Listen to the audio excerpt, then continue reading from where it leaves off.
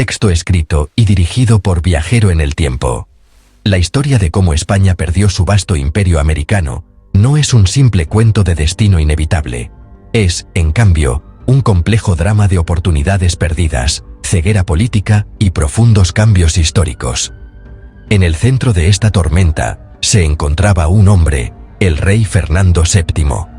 Su reinado, desde 1808 hasta 1833, coincidió precisamente con el período en que los lazos que habían unido a España y sus colonias americanas durante 3 siglos finalmente se rompieron. Comprender sus acciones, su ideología y sus monumentales fracasos es esencial para entender por qué un imperio extenso, que había parecido eterno, se derrumbó con una velocidad tan asombrosa. Su figura no es solo una nota a pie de página, fue un protagonista en el acto final y trágico del imperio. Primero debemos preparar el escenario. Finales del siglo XVIII y principios del XIX fueron una época de revolución y agitación en todo el mundo atlántico. La Revolución Americana había demostrado que las colonias podían liberarse de sus amos europeos. La Revolución Francesa había destrozado las viejas certezas de la monarquía y el derecho divino, extendiendo ideas radicales de libertad, igualdad y soberanía popular. España misma estaba en un estado de profunda crisis. El antiguo régimen, el viejo sistema de monarquía absoluta y una rígida jerarquía social, se estaba desmoronando desde dentro. Su economía estaba estancada, su administración era ineficiente y su poder militar era una sombra de su antigua gloria. Este fue el mundo volátil que Fernando VII heredó. Esta no era una situación en la que la independencia fuera una conclusión inevitable.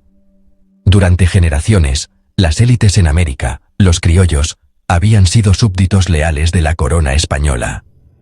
Se veían a sí mismos como españoles, parte de una monarquía global. Lo que deseaban no era la separación, sino una mayor autonomía, más libertad económica y un papel más importante en su propio gobierno. Buscaban la reforma, no la revolución. La crisis que se desataría proporcionó una ventana única e inesperada para redefinir la relación entre España y sus territorios americanos. Fue una oportunidad para construir una comunidad política nueva, más moderna y más integrada que abarcara ambos lados del Atlántico. La tragedia radica en cómo esta ventana de oportunidad fue cerrada de golpe, repetida y deliberadamente. Fernando VII, un monarca formado por el viejo mundo y aterrorizado por el nuevo, demostró ser el rey equivocado en el peor momento posible. Sus decisiones no fueron las de un estadista que buscaba preservar un imperio diverso a través del compromiso y la adaptación. En cambio, eligió constantemente la confrontación sobre la negociación, el absolutismo sobre el constitucionalismo y la represión sobre la reforma. Al hacerlo, alienó a sus súbditos más leales y los convenció de que su único camino hacia un futuro seguro y próspero residía en la independencia total. La pérdida del imperio no fue algo que simplemente le sucedió, fue un resultado que él activamente ayudó a provocar. Todo cambió en 1808. Este fue el año en que toda la estructura política española se derrumbó, no por una revolución interna, sino por un choque externo. Napoleón Bonaparte, el emperador de Francia y dueño de Europa, decidió invadir España.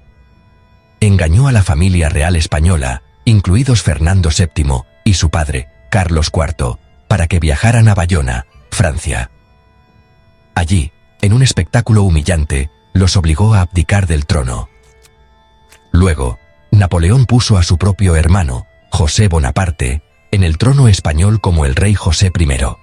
Este único acto creó un enorme vacío de poder y una crisis de legitimidad que se extendió por todo el mundo español, desde Madrid hasta la Ciudad de México y Buenos Aires. Para la gente de España y América, la situación era impensable. Su rey legítimo, Fernando VII, a quien llamaban el Deseado, era prisionero en Francia. Un usurpador extranjero ocupaba el trono en Madrid. La autoridad central que había mandado su lealtad durante siglos simplemente había desaparecido. En España, la gente se levantó en rebelión contra los invasores franceses. Formaron consejos de gobierno locales, o juntas, para gobernar en nombre del ausente Fernando VII. Este acto fue revolucionario en sí mismo. Por primera vez, el poder no fluía del rey, sino que surgía del pueblo que decía actuar en su nombre. Esta misma lógica fue rápidamente adoptada en las colonias americanas. En toda América, desde Caracas hasta Santiago, las élites criollas siguieron el ejemplo de sus homólogos españoles. Argumentaron que, dado que el rey legítimo se había ido, la soberanía regresaba al pueblo. Formaron sus propias juntas para gobernar localmente, prometiendo lealtad al encarcelado Fernando VII. Inicialmente, esto fue un acto de lealtad, no de rebelión. Estaban rechazando al usurpador francés y tomando el control de sus propios asuntos para preservar las colonias para el rey legítimo. Fue una medida conservadora, destinada a mantener el orden existente frente a una crisis sin precedentes. Sin embargo, esta transferencia de poder tuvo consecuencias imprevistas. Al formar sus propios gobiernos, los americanos comenzaron a saborear el autogobierno. Organizaron milicias, abrieron puertos para comerciar con otras naciones como Gran Bretaña y comenzaron a debatir los principios de gobierno. Las autoridades en España, incluso la regencia antifrancesa, vieron estas juntas americanas con sospecha y hostilidad. Las vieron no como cuerpos leales, sino como un desafío a su propia autoridad. Este choque entre el emergente deseo americano de autonomía y la negativa española a reconocerlo, sembró las semillas del conflicto que pronto envolvería al continente. La ruptura de 1808 había fracturado los cimientos del imperio. Mientras la guerra hacía estragos contra los franceses en la península española, un notable experimento político tuvo lugar en la asediada ciudad de Cádiz. Con la mayor parte del país bajo control francés, una asamblea nacional, las Cortes, se convocó en 1810. Reunió a delegados de toda España y, lo que es crucial, también de las colonias americanas. Por primera vez en la historia, los americanos fueron invitados a participar en la creación de una constitución para toda la monarquía española. Este fue un momento revolucionario, que ofrecía un camino para alejarse tanto de la monarquía absoluta como de la separación total. Era una oportunidad para construir una monarquía constitucional, única y vasta, que uniera a Europa y América en igualdad de condiciones. El resultado de sus deliberaciones fue la Constitución Española de 1812. Fue una de las constituciones más liberales y avanzadas de su tiempo. Declaró que la soberanía residía en la nación, que se definía como la unión de todos los españoles de ambos hemisferios. Estableció una monarquía limitada, donde el poder del rey sería controlado por un parlamento elegido. Garantizó las libertades individuales, como la libertad de prensa y la abolición de las jurisdicciones feudales. Para los delegados americanos, este fue un logro monumental. Parecía prometer precisamente lo que habían estado pidiendo: igualdad, representación y el fin de su estatus colonial. La Constitución era un plan para una nación española reformada, integrada y moderna. Tenía el potencial de resolver la crisis de legitimidad y proporcionar un marco político que pudiera mantener unido el imperio. Si se implementara completamente, habría transformado los territorios americanos de colonias en provincias de ultramar, con derechos y representación iguales a los de la península. Muchos criollos en América acogieron la Constitución con entusiasmo. Celebraron elecciones, formaron consejos constitucionales y celebraron su nuevo estatus como ciudadanos de una gran nación transatlántica. Parecía, por un breve momento, que el vínculo con España podría reforjarse sobre una base nueva y más sólida. Sin embargo, la promesa de Cádiz fue frágil y, en última instancia, no se cumplió. La guerra dificultó su implementación en muchas regiones. Más importante aún, el principio de igualdad no se aplicó perfectamente. A los españoles peninsulares se les concedió más representación en las Cortes que a los americanos en relación con su población, un punto de fricción significativo. Además, la Constitución fue producto de pensadores liberales, pero muchos grupos poderosos en España, incluida la nobleza y la Iglesia, eran profundamente conservadores y la veían con hostilidad. Su supervivencia dependía completamente del apoyo de la única persona cuya aprobación importaba más: el rey, Fernando VII, que todavía estaba esperando entre bastidores. En 1814, con Napoleón derrotado, Fernando VII fue finalmente liberado de su cautiverio francés y regresó a España. Fue recibido por multitudes eufóricas que lo vieron como un símbolo de resistencia y liberación nacional. Tenía una decisión histórica que tomar. Podría haber aceptado el papel de un monarca constitucional, como lo establecía la Constitución de 1812, y presidir una nación española modernizada. Esto habría significado compartir el poder con las Cortes y reconocer los nuevos derechos otorgados a sus súbditos en ambos lados del Atlántico. Habría sido el camino del compromiso, una validación de los sacrificios hechos en su nombre. En cambio, Fernando VII eligió el camino de la reacción. Animado por generales conservadores, nobles y clérigos de alto rango que despreciaban las reformas liberales, emitió un decreto en mayo de 1814. En él, declaró nula y sin valor la Constitución de 1812 y todo el trabajo de las Cortes de Cádiz. Abolió los consejos electos, cerró la prensa libre y comenzó una persecución brutal de cualquiera asociado con la causa liberal. Restauró la Inquisición española y trajo de vuelta todos los antiguos privilegios de la nobleza y la Iglesia. De un solo golpe, hizo retroceder el reloj, borrando 6 años de evolución política y reimponiendo la forma más rígida de monarquía absoluta. Esta decisión, conocida como la restauración del absolutismo, fue un error de cálculo catastrófico para la relación con las colonias americanas. Para las élites americanas que se habían mantenido leales, la Constitución había sido la última y mejor esperanza para un acuerdo pacífico dentro del imperio. Les ofrecía un marco legal para la autonomía que deseaban. El rechazo de Fernando fue una bofetada. Envió un mensaje claro e inequívoco: no habría negociación, ni compromiso, y ningún lugar para los americanos como ciudadanos iguales. Su único papel era volver a su antiguo estatus como súbditos coloniales sumisos, gobernados por un rey distante y absoluto. Las acciones del rey destruyeron el término medio. Les presentó a los americanos una elección clara: sumisión absoluta a su autoridad o una lucha por la independencia total. Al desmantelar el proyecto constitucional, destruyó personalmente el puente que podría haber conectado los dos lados del Atlántico. Ordenó el envío de una masiva expedición militar bajo el mando del general Pablo Morillo a Sudamérica, con órdenes de aplastar las rebeliones y restaurar la autoridad real por la fuerza.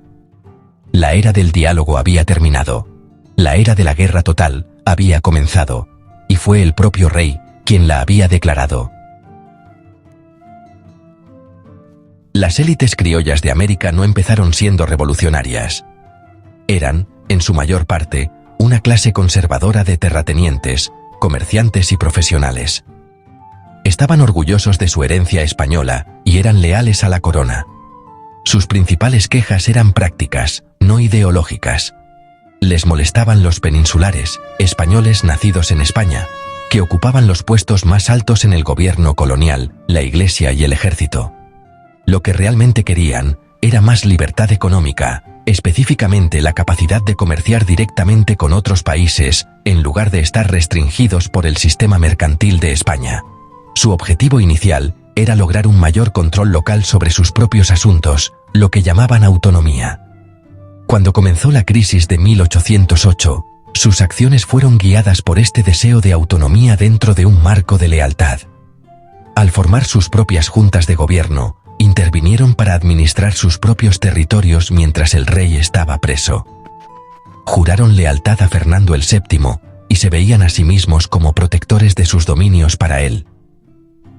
Incluso cuando algunas regiones, como Venezuela y Buenos Aires, avanzaron hacia declaraciones más radicales de autogobierno, muchos criollos esperaban que el regreso del rey condujera a un nuevo pacto. La Constitución de Cádiz parecía ser el vehículo perfecto para esto, ofreciendo un camino formal y legal hacia la asociación que buscaban. La restauración del absolutismo por Fernando el VII en 1814 fue el punto de inflexión que empujó a los criollos de buscar reformas a exigir la revolución. El brutal rechazo del rey a la Constitución y su política de reconquista militar les mostraron que sus esperanzas de autonomía eran, Francamente, una ilusión.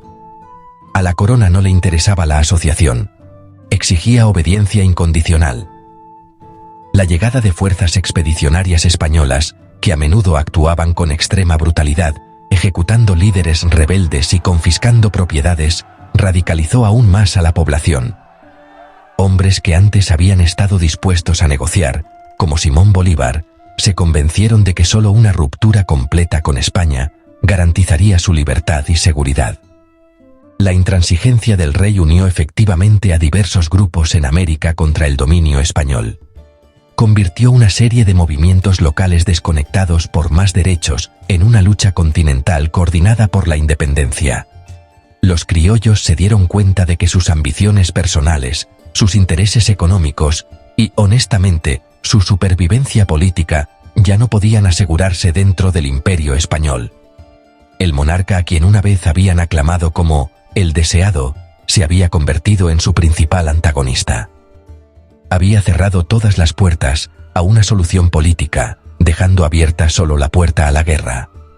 La lucha ya no era por derechos dentro del imperio, era por crear nuevas naciones fuera de él. La política de reconquista militar de Fernando el VII, sabéis, realmente transformó los conflictos políticos americanos en guerras largas, sangrientas y devastadoras. Desde 1815 en adelante, España invirtió muchísimos recursos para intentar someter a sus colonias rebeldes. El rey envió a sus mejores generales y a decenas de miles de tropas veteranas que habían luchado contra Napoleón. Durante un tiempo, este esfuerzo fue, de hecho, un éxito. Las fuerzas realistas recuperaron el control de Venezuela y Nueva Granada, que es la Colombia de hoy en día, y se mantuvieron firmes en el Virreinato del Perú, su fortaleza más importante en América del Sur. La causa revolucionaria parecía estar a punto de derrumbarse en todas partes, excepto en la región del Río de la Plata, lo que ahora llamamos Argentina. Sin embargo, este esfuerzo militar fue increíblemente costoso, y bueno, al final insostenible. Las guerras se libraron a lo largo de un continente vasto y difícil, desde las selvas tropicales del Orinoco hasta las heladas alturas de los Andes. Los ejércitos patriotas, liderados por comandantes brillantes como Simón Bolívar en el norte y José de San Martín en el sur, demostraron ser resistentes y adaptables. Utilizaron tácticas de guerrilla, vivieron de la tierra y obtuvieron apoyo de poblaciones que habían sido alejadas por la dureza de la reconquista realista. Cada victoria para el ejército español tenía un alto precio en hombres y equipo, y esas pérdidas eran, francamente, difíciles de reemplazar desde el otro lado del océano. Las guerras se convirtieron en un enorme desgaste para España misma. El país ya estaba empobrecido después de la guerra contra Napoleón. Ahora, tenía que financiar una nueva guerra al otro lado del mundo. La necesidad constante de más soldados, más barcos y más dinero paralizó la economía española y creó un descontento generalizado en casa. Los soldados se cansaron de ser enviados a luchar y morir en un conflicto aparentemente interminable en América. El gobierno estaba constantemente al borde de la bancarrota, incapaz de financiar el esfuerzo de guerra de manera efectiva. El imperio no solo se estaba perdiendo en los campos de batalla de América, se estaba desangrando por los costes financieros y humanos de intentar mantenerlo. Este proceso de desgaste fue minando gradualmente la capacidad militar española. El audaz cruce de los Andes por Bolívar y su victoria en la batalla de Boyacá, en 1819, aseguraron la independencia de Nueva Granada. La marcha igualmente audaz de San Martín a través de los Andes desde Argentina liberó Chile y le permitió lanzar una invasión naval de Perú. A medida que los ejércitos patriotas ganaban impulso, las fuerzas realistas se volvieron cada vez más aisladas y desmoralizadas. El imperio se estaba desmoronando no en un solo evento, sino a través de un proceso lento y agotador de desgaste militar y desintegración política, un proceso directamente alimentado por la negativa de Fernando el VII a considerar cualquier alternativa a la guerra total. Justo cuando el esfuerzo militar español en América flaqueaba, un terremoto político sacudió a España. En 1820, un ejército que se estaba reuniendo en Cádiz para ser enviado a América como refuerzos, se amotinó bajo el mando de un oficial liberal, Rafael del Riego. La rebelión se extendió rápidamente por toda España, obligando a un aterrorizado Fernando VII a hacer lo que se había negado a hacer 6 años antes. Accedió a restaurar la Constitución de 1812 y a gobernar como un monarca constitucional. Esto marcó el comienzo de un período de 3 años conocido como el Trienio Liberal, o los 3 años liberales, desde 1820 hasta 1823. Este repentino regreso al constitucionalismo presentó una última y fugaz oportunidad para salvar lo que quedaba del imperio. El nuevo gobierno liberal en Madrid cambió inmediatamente su política hacia América. Ordenaron un alto el fuego y enviaron comisionados para negociar con los líderes patriotas. Su propuesta era implementar la Constitución de Cádiz en los territorios leales restantes y ofrecer a las regiones rebeldes un lugar dentro de una comunidad española reformada y constitucional. Era, en esencia, la misma solución política que había estado disponible en 1812, ahora ofrecida una década demasiado tarde, después de años de guerra brutal. Sin embargo, la situación en América había cambiado de forma irreversible. Los líderes patriotas, incluidos Bolívar y San Martín, habían estado luchando por la independencia total durante años. Habían sacrificado demasiado y habían llegado demasiado lejos para dar marcha atrás. Ya no confiaban en ninguna promesa proveniente de Madrid, especialmente porque el odiado Fernando VII seguía siendo el rey, aunque ahora fuera constitucional. Cuando los comisionados españoles se reunieron con Bolívar, él dejó claro que la única base para la negociación era el reconocimiento de las nuevas repúblicas americanas como naciones independientes. Para los liberales españoles, esto era demasiado. No podían aceptar el desmembramiento formal de la nación. Las negociaciones fracasaron y la guerra continuó.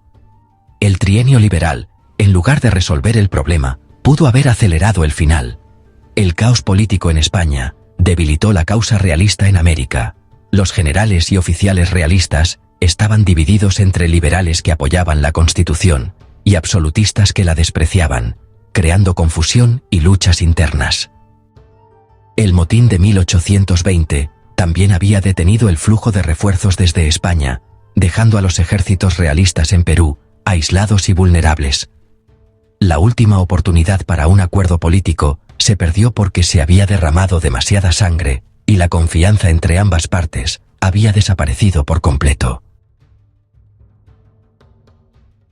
Al evaluar las causas detrás de la pérdida del Imperio Americano de España, es imposible ignorar el papel central y desastroso de Fernando VII.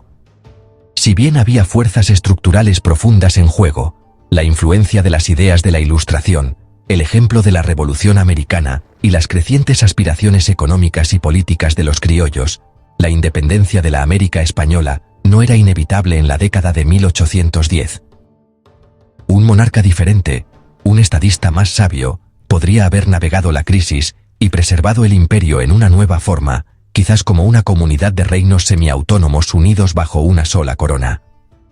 Esta fue la oportunidad que existió. La responsabilidad histórica de Fernando VII reside en su constante y catastrófico fracaso al no aprovechar esa oportunidad. Su primer gran error fue en 1814, cuando abolió la Constitución de Cádiz. Este acto de ceguera política destruyó el único proyecto viable para integrar los territorios americanos como partes iguales de un Estado moderno. Alienó a sus súbditos más leales y los dejó sin otra alternativa que la rebelión. Eligió responder a un problema político con fuerza bruta, transformando una búsqueda de autonomía en una guerra por la independencia. Convirtió a socios potenciales en enemigos mortales. Su segundo gran fracaso fue su incapacidad para aprender de sus errores. Incluso después de años de una guerra agotadora que había debilitado a España y fortalecido la determinación de los patriotas, nunca se apartó de su posición absolutista. No vio el conflicto como una disputa política a negociar, sino como una simple rebelión a aplastar. Durante el trienio liberal, fue rey solo de nombre, conspirando en secreto con potencias extranjeras para derrocar su propio gobierno constitucional. Su falta de visión y duplicidad aseguraron que esta última oportunidad para un acuerdo político también fracasara, haciendo inevitable el colapso militar final en América. A la larga, el legado de Fernando VII es el de un rey que fundamentalmente malinterpretó su tiempo. Fue un monarca absoluto en una era de revolución, un hombre que se aferró al pasado mientras el futuro se forjaba con fuego al otro lado del océano. Heredó un imperio en crisis y, a través de sus propias acciones, lo empujó al abismo del olvido. Las nuevas naciones americanas que surgieron de los escombros enfrentarían un camino difícil y a menudo violento, pero su existencia es un testimonio de su fracaso. El veredicto de la historia es duro pero claro: más que cualquier otro individuo, Fernando VII ostenta el título del rey que perdió un imperio. Mientras el polvo se asentaba sobre un imperio fracturado, las consecuencias de la pérdida de España resonaron mucho más allá de los palacios reales y los campos de batalla. Al otro lado del Atlántico, el nacimiento de nuevas naciones desató olas de esperanza, incertidumbre y confusión. Para España, la pérdida no solo marcó una derrota territorial, sino una profunda transformación de identidad. Un imperio que alguna vez fue vasto, ahora confinado, obligado a aceptar su papel disminuido en el escenario mundial. En América, la independencia fue solo el comienzo. Las nuevas repúblicas enfrentaron desafíos enormes: forjar identidades nacionales, establecer gobiernos estables y curar las heridas dejadas por años de guerra. Las jerarquías sociales y las desigualdades económicas de la era colonial no desaparecieron de la noche a la mañana. En cambio, persistieron, dando forma a los destinos de las generaciones venideras. Sin embargo, en medio de las dificultades, también hubo renovación. Los ideales de libertad y autodeterminación, una vez suprimidos, ahora echaron raíces en nuevas constituciones y aspiraciones. Los ecos de la caída del Imperio español sirvieron como advertencia y lección, un recordatorio de que las decisiones de los líderes y la resiliencia de los pueblos pueden alterar el curso de la historia. Hoy, el legado de esta era perdura, visible en los idiomas, las culturas y las instituciones que abarcan dos continentes. La historia de Fernando VII y el Imperio perdido no es solo un cuento de fracaso, sino un capítulo en la lucha continua por la libertad y la pertenencia, una lucha que sigue dando forma al mundo que conocemos. Para aquellos interesados en profundizar en la compleja historia de España y sus antiguas colonias, las siguientes fuentes ofrecen una visión y un análisis valiosos: John Lynch, Las revoluciones hispanoamericanas, Ariel Joseph Fontana, La época del liberalismo, Crítica Manuel Chust, La cuestión nacional americana en las Cortes de Cádiz, Centro de Estudios Constitucionales, Brian Hamnet, Roots of Insurgency, University of New Mexico Press, Antonio Annino, Imperio, Constitución y Diversidad, Fondo de Cultura Económica Roberto Breña, El Imperio de las Circunstancias, El Colegio de México, Stanley J. Payne, Historia de España, siglo XIX, Espasa. Estos trabajos te dan una base para entender los cambios de los imperios, las revoluciones y la búsqueda constante de nuestra identidad. Gracias por vernos.